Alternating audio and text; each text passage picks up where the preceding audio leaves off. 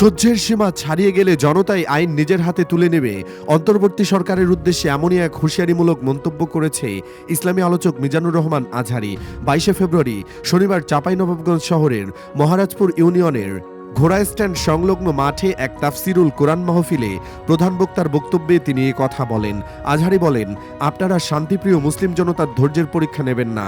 সহ্যের সীমা ছাড়িয়ে গেলে জনতা নিজেই আইন ও বিচারের দায়িত্ব হাতে তুলে নেবে। এটা আমরা চাই না।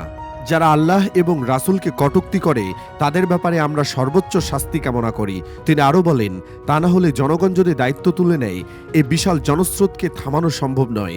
দেশের পরিস্থিতি আরও নাজুক হওয়ার আগে যারা এসব অবমাননার সঙ্গে জড়িত, আইন করে তাদের বিরুদ্ধে কঠোর ব্যবস্থা নিন।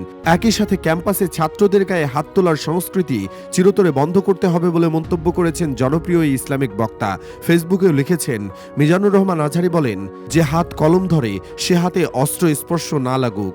ফেসবুক স্ট্যাটাসে আজহারী বলেন, বিশ্ববিদ্যালয় ক্যাম্পাসগুলোতে এক ছাত্র অন্য ছাত্রকে আঘাত করার, গায়ে হাত তোলার সংস্কৃতি চিরতরে বন্ধ করতে হবে। এদিন মাহফিলে সভাপতিত্ব করেন জেলা জামায়াতের আমির, যেখানে বেশ খোলামেলাভাবে ইসলামিক এবং রাজনৈতিক আলোচনা করেছেন এই জনপ্রিয় ইসলামিক স্কলার।